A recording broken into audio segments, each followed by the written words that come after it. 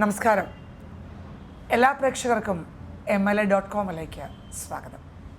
ഇന്ന് MLA.comൽ തുടർ പ്രവർത്തനങ്ങളും MLAയുടെ മനസ്സിൽ എന്താണ്, ജനങ്ങൾക്ക് വേണ്ടി എന്തെല്ലാം ചെയ്യാനുണ്ട്, എല്ലാ കാര്യങ്ങളും പങ്കുവയ്ക്കുവാനായി സുൽത്താൻ ബത്തേരി MLA ശ്രീ IC ബാലകൃഷ്ണനാണ് നമ്മോടൊപ്പം ഉള്ളത്. നമുക്ക് അദ്ദേഹത്തെ MLA.comലേക്ക് സ്വാഗതം ചെയ്യാം. നമസ്കാരം. നമസ്കാരം. ഇപ്പോൾ സൂചിപ്പിച്ചതുപോലെ തന്നെ ധാരാളം പ്രവർത്തനങ്ങൾ താങ്കളുടെ മനസ്സിലുണ്ട്. തുടങ്ങി വച്ച പ്രവർത്തനങ്ങൾ പൂർത്തീകരിക്കാനുണ്ട്. ഇനി പുതിയ പദ്ധതികളുണ്ട്. 4ാം ഊഴമാണ് ഇനി സഭയിലേക്ക് ഇപ്പോൾ വന്നിരിക്കുന്നത്. എന്തൊക്കെയാണ് മനസ്സിലുള്ളത്? എന്തൊക്കെയാണ്? എന്നെ സംബന്ധിച്ച് ബത്തേരി നിയോജക മണ്ഡലത്തിൽ വിദ്യാഭ്യാസപരമായുള്ളൊരു ഉയർച്ച ഉണ്ടാകേണ്ടതുണ്ട്. ഞാൻ വിദ്യാഭ്യാസ മേഖലയിൽ ഭാവി തലമുറയെ വാർത്തെടുക്കുന്നതിന് വേണ്ടി വിദ്യാലയങ്ങളുടെ ഡെവലപ്മെൻറ്റ് അത് ഏതാണ്ട് 2011 മുതൽ തുടങ്ങി വെച്ചതാണ്. ഏതാണ്ട് പൂർത്തീകരണ കേന്ദ്രങ്ങളിലേക്ക് എത്തിക്കഴിഞ്ഞു. കെട്ടിടങ്ങൾ, അടിസ്ഥാന സൗകര്യങ്ങൾ, ഇനിയും ഒരു 25% കൂടി ആവശ്യമാണ്. കൂടാതെ അവിടെ ഏറ്റവും കൂടുതൽ പട്ടികവർഗ വിദ്യാർത്ഥികളുള്ള, അല്ലെങ്കിൽ കർഷകരുടെ മക്കളുള്ള, കർഷക തൊഴിലാളികളുടെ മക്കളുള്ള ഒരു വിദ്യാർത്ഥികളുള്ളൊരു നിയോജക മണ്ഡലമാണ്. 2000-2500 കുട്ടികൾ ഒരു വർഷം +2 കഴിഞ്ഞിറങ്ങുന്നുണ്ട്. അപ്പോൾ സ്വാഭാവികമായും ആ കുട്ടികൾക്ക് ജില്ലയ്ക്ക് പുറത്താണ് പല ഘട്ടങ്ങളിൽ അഡ്മിഷൻ ലഭിക്കുന്നത്. അപ്പോൾ ഞാനൊരു ആർട്സ് ആൻഡ് സയൻസ് കോളേജ് ഏതാണ്ട് 2015-14 മുതൽ പ്രപ്പോസൽ ചെയ്താണ് ഗവൺമെൻറ്റിനോട്. 2019 എല്ലാ നടപടിക്രമങ്ങളും പൂർത്തീകരിച്ചു. അതിൻ്റെ പ്രഥമ റിപ്പോർട്ടും എല്ലാം പൂർത്തീകരിച്ച് ഗവൺമെൻറ് സമർപ്പിച്ചു. സഭയിൽ ഏതാണ്ട് 3 സബ്മിഷൻ ഞാൻ ഉന്നയിച്ചു ഈ വിഷയവുമായി ബന്ധപ്പെട്ട്. നമ്മൾ അറിയുമായിരിക്കാം.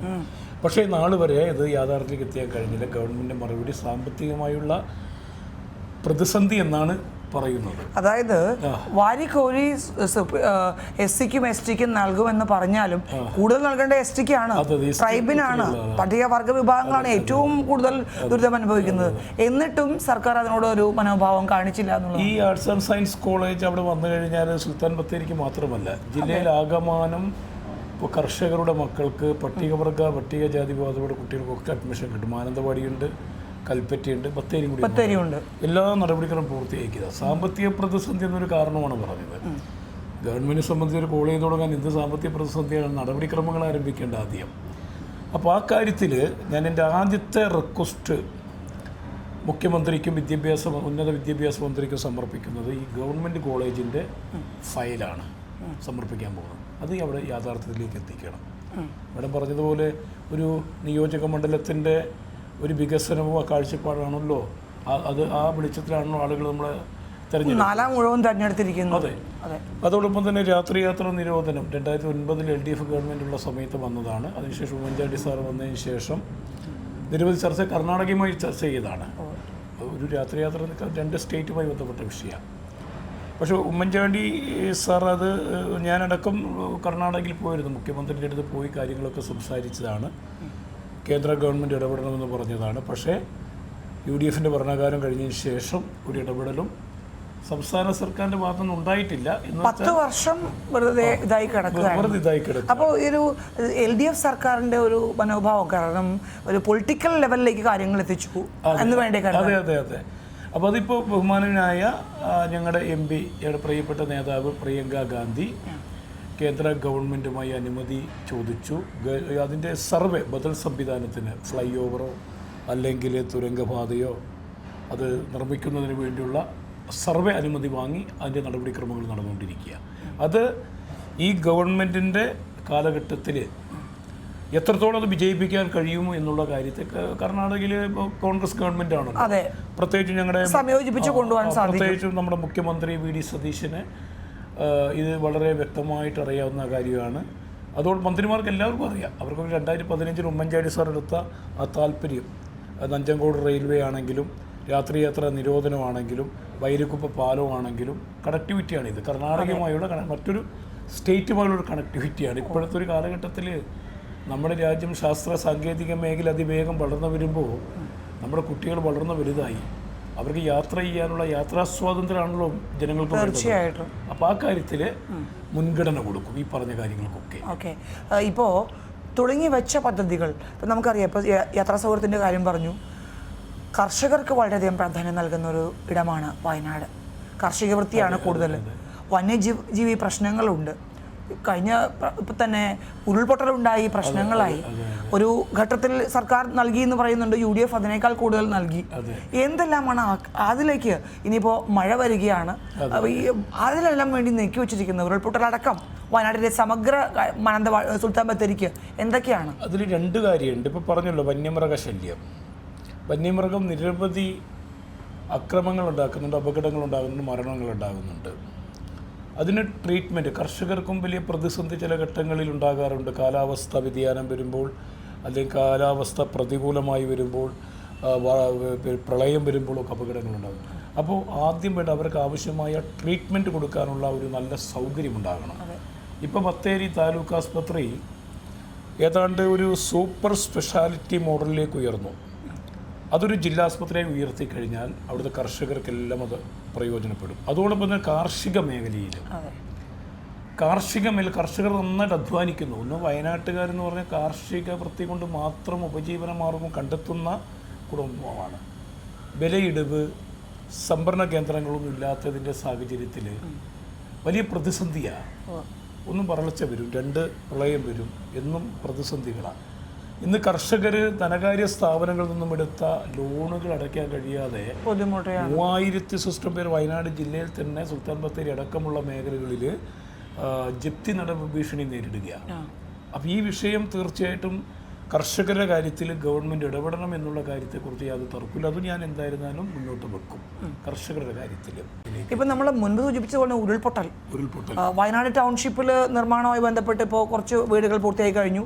നമുക്കത് പ്രതീക്ഷിക്കാം ഏത് സമയവും. കാരണം പ്രകൃതി ദുരന്തങ്ങൾ എപ്പോൾ വേണമെങ്കിലും നമുക്ക് മുൻപിൽ കാണാം. തീർച്ചയായിട്ടും കേരളത്തിൻ്റെ മുൻ മുഖ്യമന്ത്രി പിണറായി വിജയൻ, സഖാവ് പിണറായി വിജയൻ ഈ ചൂരൽമല മുണ്ടക്കയ ദുരന്തമുണ്ടായപ്പോൾ അദ്ദേഹം അവിടെ വന്നു കലക്ട്രേറ്റിൽ വെച്ച് ഒരു യോഗം നടത്തി. കളക്ടറേറ്റിൽ യോഗം നടത്തിയപ്പോൾ ഞാൻ ഏതാണ്ട് വയനാട് ജില്ലയിൽ ജനിച്ചു വളർന്ന വളരെ ചെറുപ്പത്തിൻ്റെ പൊതുപ്രവർത്തനം ആരംഭിച്ച വ്യക്തി എന്ന നിലയ്ക്ക് വളരെ വ്യക്തമായി രാഷ്ട്രീയ പാർട്ടി നേതാക്കളും ജനപ്രതിനിധികളും മന്ത്രിമാരും മുഖ്യമന്ത്രിക്കുന്ന പേരിൽ ഞാൻ പറഞ്ഞു, ഏതാണ്ട് വയനാട് ജില്ലയിൽ 8 സ്ഥലങ്ങൾ നമുക്ക് റെഡ് സോണായിട്ട് മാറ്റേണ്ടതുണ്ട്. കാരണം മണ്ണ് ഇടിച്ചിൽ തുടങ്ങിയത്, നീരുറവ് നിന്ന് പോയിട്ട് പുതിയ ദ്രാവകങ്ങൾ വന്ന സ്ഥലം, അങ്ങനെയുള്ള 8 സ്ഥലങ്ങൾ ഐഡന്റിഫൈ ചെയ്തു. സംഭവിക്കുക അതിനൊക്കെയുള്ള പ്രത്യേക പദ്ധതികൾ ഗവൺമെൻറ് ആലോചിക്കേണ്ടതുണ്ട്.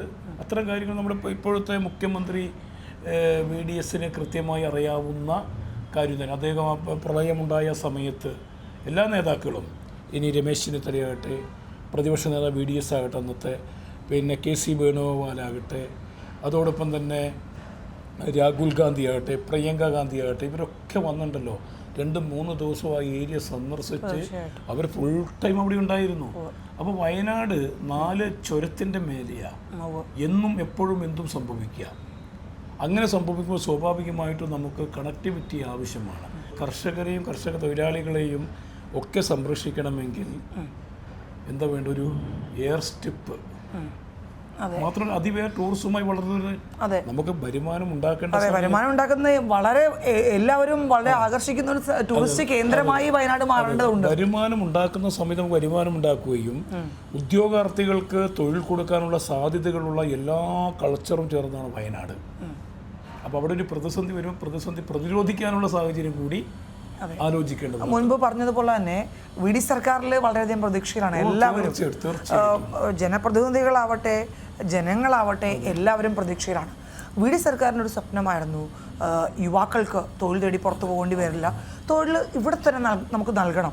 ഈ വയനാടൊക്കെ അത്തരത്തിലൊരു ടൂറിസം കേന്ദ്രം കൂടി ആക്കി മാറ്റി വയനാടിനെ മനോഹര ഭൂമിയാക്കി. ഇപ്പോൾ വയനാട് MP കൂടിയുണ്ട്. എല്ലാം ഒരു കൈപ്പിടിയിൽ ഒതുങ്ങുകയാണ്. ഇപ്പോൾ എല്ലാം ഒരു വലയത്തിലായി. MP UDF നിന്നാണ്, അതുപോലെ തന്നെ MLA ആയി.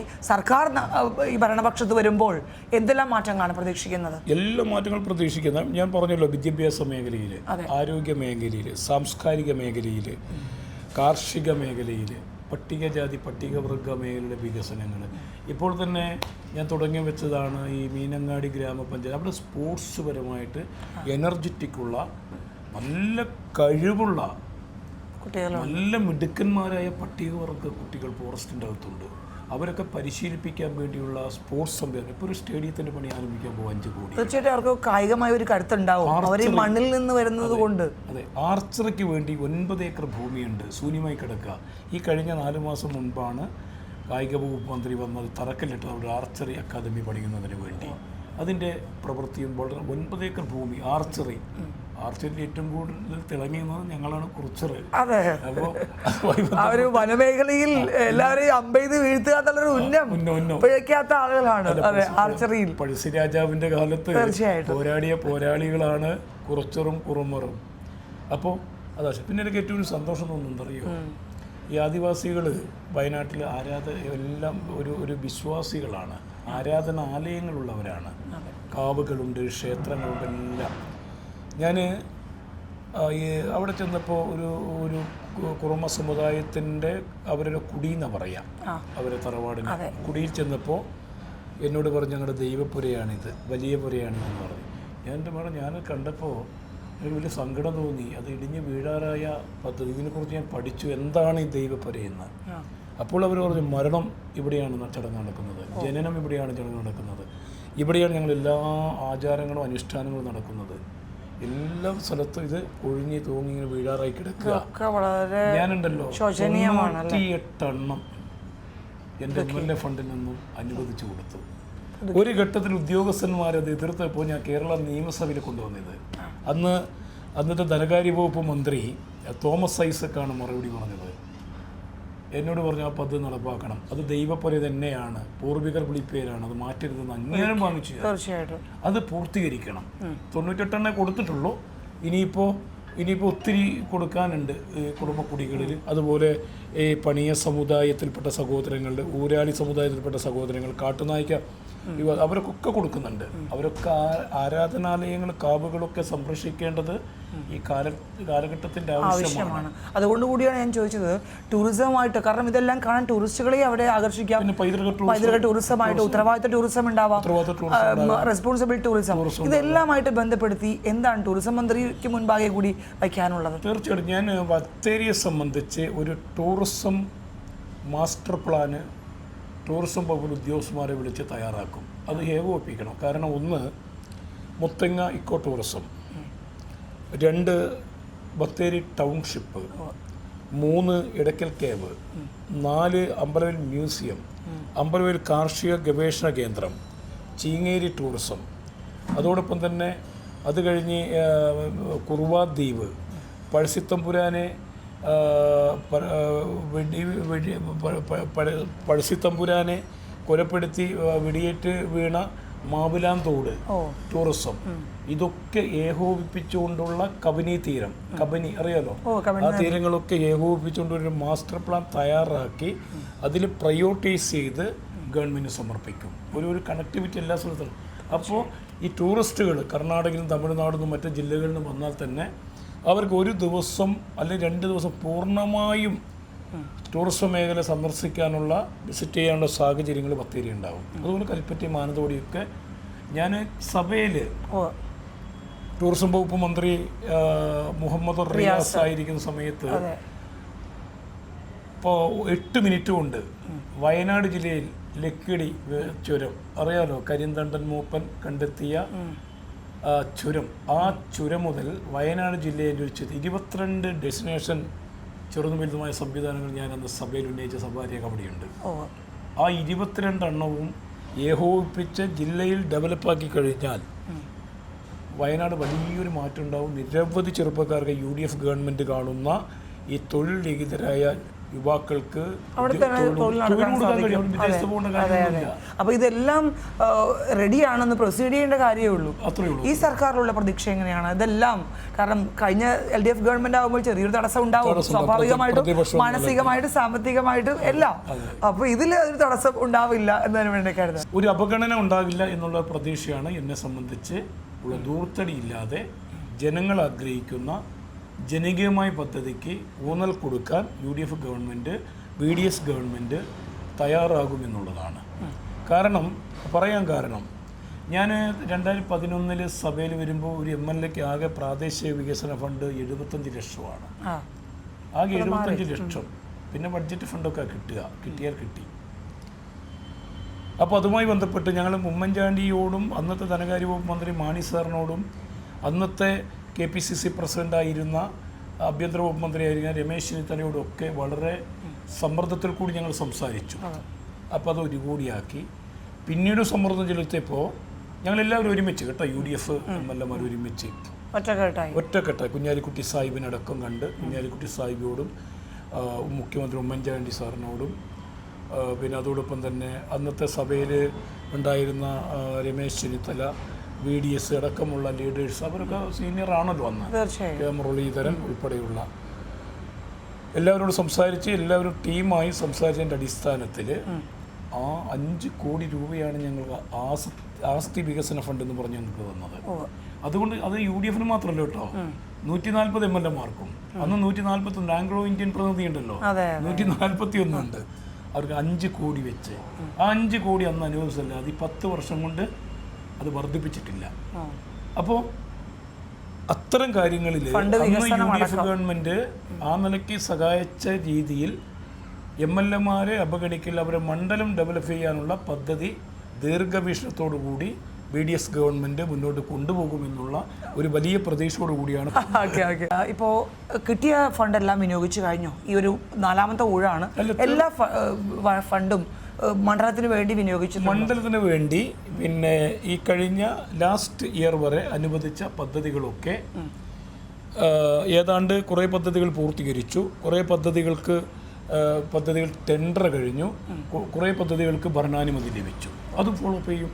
തുടങ്ങി വെച്ച പദ്ധതികളൊക്കെ പൂർത്തീകരിക്കാനുണ്ട്. അതൊക്കെ ഇപ്പോഴത്തെ ഒരു ചെറിയ ടെക്നിക്കലായ പ്രോബ്ലങ്ങളൊക്കെ ഉണ്ട്. ഈ കരാറുകാർ വർക്ക് എടുത്തു കഴിഞ്ഞാൽ ഒരു പ്രശ്നം, അവർക്ക് പണം കിട്ടുന്നില്ല എന്ന് പറഞ്ഞുകൊണ്ട് പല വർക്കും അവർ ഫെൻഡിങ്ങിലാക്കിയിട്ട് നാട് വിടുകയാണ്. അതെല്ലാം മാറ്റി മുന്നോട്ട് പോകാൻ കഴിയുമെന്ന് തോന്നുന്നു. ഇപ്പോൾ മുൻപ് സൂചിപ്പിച്ചതുപോലെ തന്നെ സർക്കാരിൽ പ്രതീക്ഷയുണ്ട്. പ്രത്യേകിച്ച് BDS സർക്കാർ അധികാരത്തിൽ വന്നപ്പോൾ എല്ലാവർക്കും പ്രതീക്ഷയാണ്. എങ്ങനെയാണ് ഇനിയൊരു SC STക്ക് ഇപ്പോൾ നമുക്ക് പറയാം മന്ത്രിസ്ഥാനം ഒരു MLAയേക്കാൾ ഉപരി ഒരു മന്ത്രിയെ ലഭിക്കുമ്പോൾ തീർച്ചയായിട്ടും ധാരാളം പ്രവർത്തനങ്ങൾ ചെയ്യാനുണ്ടാവും. STക്ക് ട്രൈബിന് പ്രത്യേകിച്ചൊരു മന്ത്രി വേണ്ടതാണ്. അത് പല കാര്യങ്ങളായിട്ടുള്ള ആവശ്യങ്ങളാണ്. താങ്കളാണെങ്കിൽ 4ാം ഊഴമാണ്. എല്ലാവരും പ്രതീക്ഷിച്ചതാണ് STയിൽ നിന്നൊരു മന്ത്രി വരും എന്നുള്ളത്. അവസാന നിമിഷം വരെ പേരും പരിഗണനയിൽ ഉണ്ടായിരുന്നു എന്നാണ് അറിയാൻ സാധിച്ചത്. എന്തുകൊണ്ടൊരു മന്ത്രിസ്ഥാനം ഈ BDS സർക്കാരിൽ ഇല്ലാതെ പോയി? ഇവിടെ മന്ത്രിസ്ഥാനത്തിന് വേണ്ടി ഞങ്ങളാരും കടുംപിടുത്തം പിടിച്ചിട്ടില്ല. പക്ഷേ കേരളത്തിലൊരു പഴയ ചരിത്രവും ഇപ്പോഴത്തെ ചരിത്രവും പരിശോധിക്കുമ്പോൾ കേരളത്തിൽ 37 സമുദായങ്ങൾ ഉണ്ട്. പട്ടികവർഗത്തിൽ പട്ടികജാതിയിലുണ്ട്. പട്ടികവർഗത്തിൽ 37 സമുദായങ്ങളെന്ന് പറയുന്നത് വളരെ വ്യത്യസ്തമായ രീതിയിലുള്ള ജീവിത രീതിയാണ്. അവരുടെ വിദ്യാഭ്യാസം, അവരുടെ ആരോഗ്യം, അവരുടെ തൊഴിൽ, അവരുടെ ഭവനം, അവർക്ക് ഭൂമി ഇല്ലാത്തവരൊത്തിരിയുണ്ട്. പക്ഷേ ഭരണഘടനാപരമായി പരിശോധിക്കുമ്പോൾ പ്രത്യേകം പട്ടികയിൽപ്പെടുത്തിയവരാണ് പട്ടികവർഗക്കാർ. ഈ പട്ടികയിൽപ്പെടുത്താൻ കാരണം എന്താ? ഇന്ത്യക്ക് സ്വാതന്ത്ര്യം കിട്ടിയപ്പോൾ ഭരണഘടന ശില്പിയായ ഡോക്ടർ അംബേദ്കർ പിന്നെ ഒരു ഏറ്റവും താഴെത്തട്ടുള്ള ആളുകളെ കണ്ടെത്തി അവരെ ഡെവലപ്പ് ചെയ്യുന്നതിന് വേണ്ടിയാണ് ഈ പട്ടികവർഗ എന്ന് പറഞ്ഞ പ്രത്യേക പട്ടികയിൽപ്പെടുത്തിയത്. ഈ പട്ടികപ്പെടുത്തിയ പട്ടികവർഗക്കാർക്ക് അവരുടെ പ്രശ്നങ്ങൾ ചർച്ച ചെയ്യുന്നതിന് വേണ്ടി 2011 ഉമ്മൻചാണ്ടി ഗവൺമെൻറ് അത് 2ആയി വിഭജിച്ചു. പട്ടികവർഗവും പട്ടികജാതി വകുപ്പ് കൈകാര്യം ചെയ്ത എൻ്റെ പ്രിയ നേതാവ്, എൻ്റെ സീനിയറായ ഞങ്ങളൊക്കെ ആരാധിക്കപ്പെടുന്ന പ്രിയപ്പെട്ട പിന്നെ ഞങ്ങൾക്ക് ലീഡർഷിപ്പ് പിന്നെ AP അനിൽകുമാറാണ്.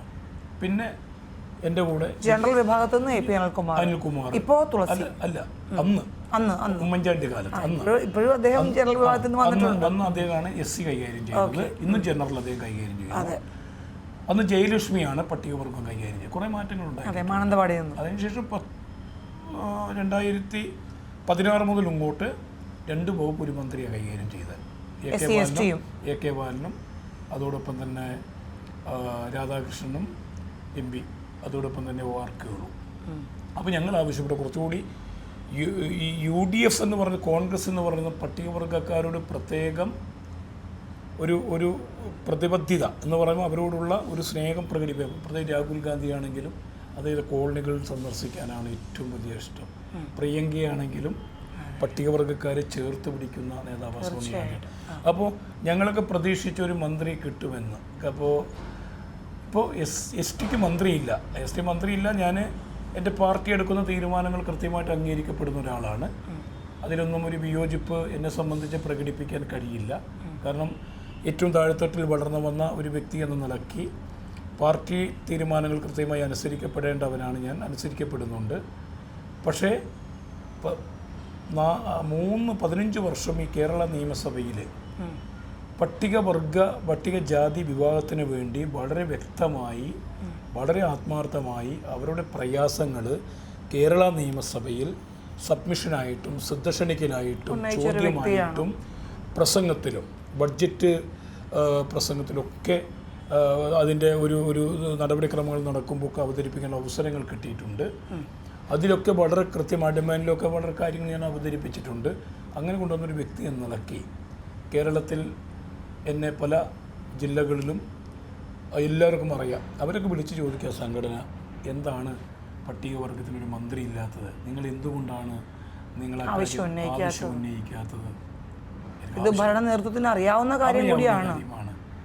അറിയാവുന്ന കാര്യം മാത്രമല്ല, ഞാൻ അതിൻ്റെ അകത്ത് ഞങ്ങൾ ആവശ്യമുള്ള ഇത് മാത്രമേ ഉള്ളൂ. ഏതാണ്ട് 6 ലക്ഷത്തോളം വരുന്ന പട്ടികവർഗ വിഭാഗക്കാരുള്ള പോപ്പുലേഷനുള്ള ഈ സംസ്ഥാനത്ത് അവരുടെ ഉന്നമനമാണ് ഒരു ഗവൺമെൻറ്റിൻ്റെ സ്റ്റാൻഡ് എന്ന്, ഗവൺമെൻറ്റുകളുടെ സ്റ്റാൻഡ് എന്ന് പറഞ്ഞാൽ ഏറ്റവും താഴെത്തട്ടിലുള്ളവരെ എത്രത്തോളം നമ്മൾ ഹെൽപ്പ് ചെയ്ത് ഉയർത്തിക്കൊണ്ടുവരുന്നു, അവിടെയാണ് ജനം വിലയിരുത്തുന്നത്. അതിനുവേണ്ടി മാത്രമാണ് ഞങ്ങൾ ആവശ്യം. എന്ന് വെച്ചാൽ ഇപ്പോൾ തുളസിയെ